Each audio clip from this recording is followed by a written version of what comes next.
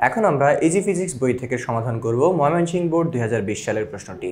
তোমরা যারা এখন ইজি ফিজিক্স বইটি সংগ্রহ করনি দ্রুত সংগ্রহ করে নাও। তো আমাদের ময়মনসিংহ বোর্ড 2020 সালের ক নম্বরে যে প্রশ্নটা আছে সেটার দিকে যদি আমরা তাকাই, কি বলা আছে যে প্রতিধ্বনি কাকে বলে।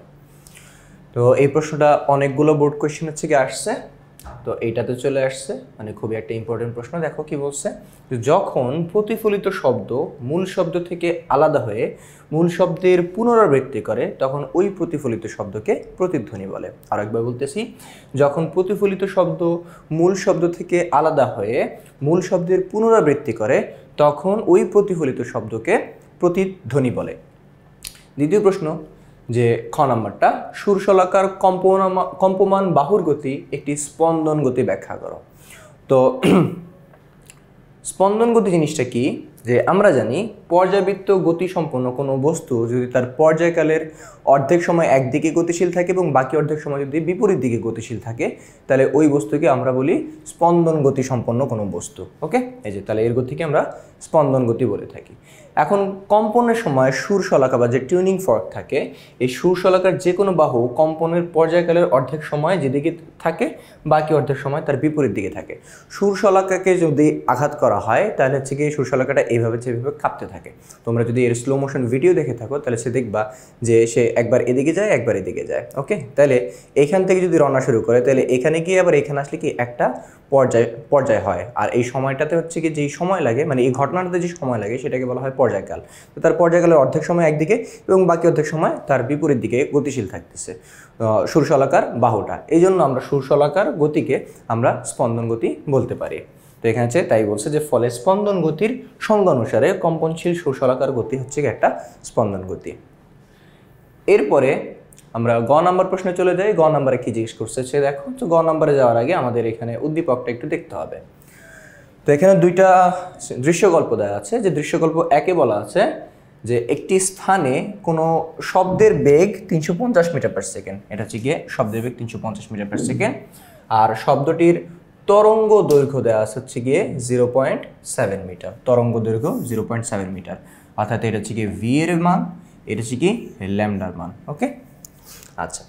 আর দৃশ্যকল্প 2 এটাতে পরে আসে, কারণ গ নাম্বারটাতে শুধু দৃশ্যকল্প 1 থেকে হচ্ছে চাওয়া হয়েছে। বলছে দৃশ্যকল্প 1-এর আলোকে পর্যায়কাল নির্ণয় করো। তো আমরা জানি পর্যায়কাল হচ্ছে গিয়ে টি।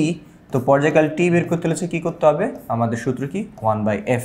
তাহলে আগে এফ নির্ণয় করতে হবে, এফ নির্ণয় করে পরে হচ্ছে গিয়ে এই সূত্রে বসায় দিলে হচ্ছে কত আমরা পর্যায়কাল পেয়ে যাব। তো এটা কীভাবে করতে হবে দেখো। সবার প্রথমে আমাদের কী কী দেওয়া আছে, আমাদের দেওয়া আছে শব্দের বেগ 350 মিটার পার সেকেন্ড, তরঙ্গ দৈর্ঘ্য ল্যামডা 0.7, আমাদের পর্যায়কাল টি বের করতে হবে।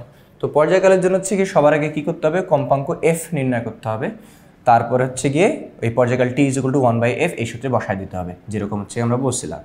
তো কম্পাঙ্ক এফ নির্ণয় করার সূত্র হচ্ছে কি V is equal to F lambda. Okay, তো আমাদের এফ নির্ণয় করতে হবে, সো ল্যামডাকে এই পাশে নিয়ে আসতে হবে। ওকে, তাহলে হচ্ছে গিয়ে আমাকে যদি হচ্ছে গিয়ে ল্যামডা যদি এই পাশে নিয়ে আসি তাহলে ভি ইজ ইকুয়াল টু হচ্ছে sorry F is equal to কত আসবে, এফ ইজ ইকুয়াল টু আসবে যে এফ ইজ ইকুয়াল টু কত আসবে V by lambda. F is equal to কত আসে ভি বাই ল্যামডা। এখন হচ্ছে কি আমাদের টি বের করতে হবে। টি মানের জন্য হচ্ছে কি টি মানে হচ্ছে কি তো 1/f। এই যে তো এই 1/f ইজ ইকুয়াল টু কত টি। তো এখানে যে দেখো শুধু এফ আছে, আমরা যদি এটাকে উল্টে দিই তাহলে 1 উপরে এফ নিচে, এই পাশে উল্টে গেছে তাহলে কি এই পাশে উল্টে গেছে, সো ল্যামডা বাই ভি। এই জিনিসটাই এখানে ডিরেক্ট বলে দেওয়া আছে। ওকে, 1/f ইজ ইকুয়াল কত ল্যামডা বাই ভি, আর 1/f মানে হচ্ছে কত টি। ওকে, তাই 1/f এর জায়গায় হচ্ছে কত টি লিখছে, আর এই পাশে কত আছে ল্যামডা বাই ভি। ল্যামডার মান 0.7 আর ভি এর মান হচ্ছে কত 350 মিটার পার সেকেন্ড। এটাকে যদি আমরা ক্যালকুলেট করি তাহলে আমাদের ভ্যালু চলে আসে হচ্ছে কত 2 × 10⁻³ সেকেন্ড। অর্থাৎ আমাদের দৃশ্যকল্প 1 অনুযায়ী আমাদের যে শব্দ বা তরঙ্গটা হচ্ছে গিয়ে আছে তার পর্যায়কাল হচ্ছে গিয়ে 2 × 10⁻³ সেকেন্ড।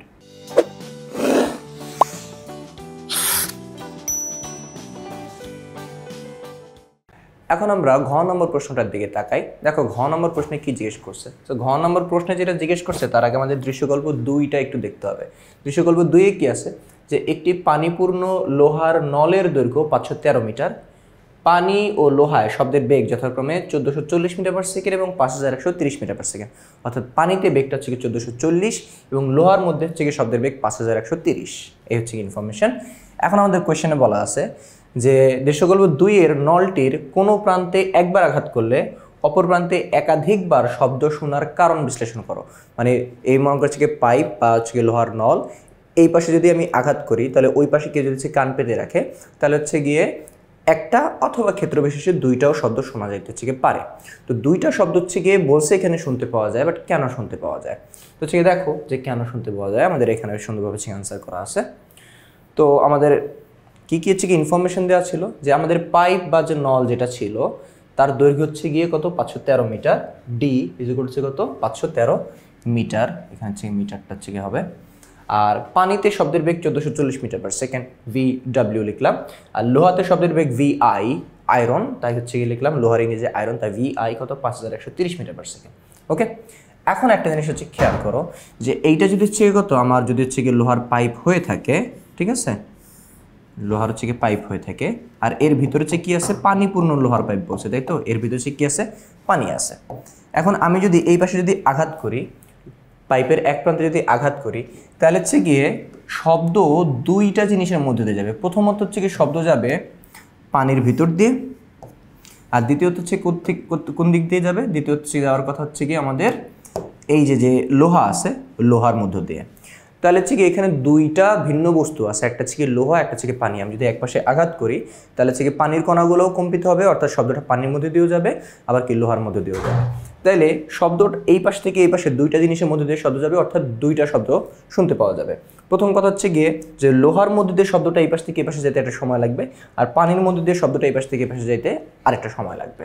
তো যেহেতু ওই পাশে দুইটা সময় হচ্ছে গিয়ে লাগে, দুইটা শব্দ হচ্ছে গিয়ে যায়, তো দুইটা শব্দ হচ্ছে গিয়ে পৌঁছাইতে হচ্ছে কত দুইটা ভিন্ন ভিন্ন হচ্ছে সময় হচ্ছে গিয়ে লাগবে, এবং যে শুনবে তার কানে দুইটা শব্দ যেহেতু হচ্ছে গিয়ে আসবে এবং সে যেহেতু শুনতে পায়, তার মানে দুইটা শব্দের সময়ের যে ব্যবধানটা এটা হচ্ছে কত 0.1 সেকেন্ড বা তার বেশি হয়ে থাকবে, এই জন্য তো শুনতে পাইছে। তো ওই জিনিসটাই আমাদের এখানে দেখাইতে হবে যে আমাদের দুইটা শব্দ শুনতে পাওয়ার যে সময়ের ব্যবধান এটা 0.1 সেকেন্ড থেকে বেশি, তাহলে হচ্ছে কত আমরা টাইম বের করতে হবে। তো প্রথমত যে পানির মধ্য দিয়ে এই পাশ থেকে এই পাশে যাইতে যে সময়টা লাগছে সেই সময়টা হচ্ছে আমরা বের করব। তো দেখো পানির মধ্য দিয়ে জাস্ট এই পাশ থেকে এইটুকু গেছে কত, ওই যে 513 মিটার, এই 513 মিটারে গেছে, তার মানে অতিক্রান্ত দূরত্ব কত শুধু ডি। ওকে, তো ডি ইজ ইকুয়াল টু কি আসবে V into T. Okay, D is equal to কত ভি ইন্টু টি, কারণ শব্দ জাস্ট একবার গেছে, যদি প্রতিধ্বনি হইতো তাহলে ডি যাইতো আবার ডি ফেরত আসতো তখন টু ডি হইতো, কিন্তু পাইপের মধ্যে দিয়ে জাস্ট এক পাশ থেকে আরেক পাশে গেছে, তার মানে একবারই ডি পর্যন্ত ছেয়ে গেছে, মানে 513 মিটারে গেছে, তাই ডি ইজ ইকুয়াল টু ভিটি। ওইখান থেকে হচ্ছে কত ভি কে এই পাশে নিয়ে আসলে কত ডি বাই ভি হয়ে যাবে, আর এই পাশে থাকবে হচ্ছে কত টি। যেহেতু আমরা পানির জন্য বের করতেছি তাহলে টাইমটা কত পানির, ডি তো হচ্ছে 513 আর বেগ টাকার পানির ভি ডাব্লিউ, তারপর হচ্ছে কি ভ্যালু বসাই দিচ্ছি 513, ভি ডাব্লিউ মান কত 1440। তাহলে পানির মধ্য দিয়ে পাইপের এক প্রান্ত থেকে নলের এক প্রান্ত থেকে আরেক প্রান্তে শব্দ যেতে সময় লাগছে কত 0.36 সেকেন্ড। এরপর হচ্ছে কত লোহার মধ্য দিয়ে যে সময়টা লাগে সেই সময়টা হচ্ছে আমরা এখানে হচ্ছে বের করবো।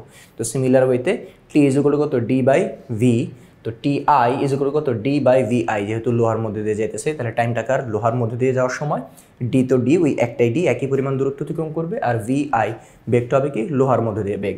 তাহলে হচ্ছে কত এখন ভ্যালু বসায় দিব, ডি এর মান কত 513 আর ভি এর মান কত 5130, টোটাল টাইম কত আসবে 0.1 সেকেন্ড। তাহলে হচ্ছে কি আমরা কি পাইলাম দুইটা শব্দ শুনতে পাওয়ার টাইম বের করে ফেলছি। এখন যেহেতু বলছে যে দুইটা শব্দই আলাদা করে শুনতে পাইছে, তার মানে হচ্ছে কি দুইটা শব্দের যে টাইমের গ্যাপটা এটা হচ্ছে কত হবে 0.1 সেকেন্ডের তুলনায় বেশি। দেখো সময়ের পার্থক্য ডেল্টা টি কত, পানির মধ্যে দিয়ে যাওয়া শব্দটা শুনতে পাওয়ার সময় এবং লোহার মধ্যে দিয়ে যাওয়া শব্দটা শুনতে পাওয়ার সময়, এদের দুজনের সময়কে হচ্ছে গিয়ে পার্থক্য করলাম, মানে মাইনাস করলাম, কত আসছে 0.26। যেহেতু দুইটা শব্দ শুনতে পাওয়ার মধ্যবর্তী সময়ের ব্যবধান 0.26, অর্থাৎ যেটা 0.1 সেকেন্ড থেকে হচ্ছে বেশি, সুতরাং পানি এবং লোহার মধ্যে দিয়ে যে শব্দটা হচ্ছে গেছে দুইটাই কি আলাদাভাবে শুনতে পাইছে। তো এখানে হচ্ছে নিচে কি সিমিলার কথাটা হচ্ছে এখানে বলা আছে যে কি বলছে যে পানি মাধ্যম এবং লোহার মাধ্যমে শব্দ যেতে সময়ের পার্থক্য মানুষের শ্রবণ অনুভূতির স্থায়িত্বকাল, অর্থাৎ যেটা 0.1 সেকেন্ড ওটার তুলনায় বেশি, এই জন্য অপর প্রান্তে একাধিকবার অর্থাৎ দুইটা শব্দ শোনা যাবে।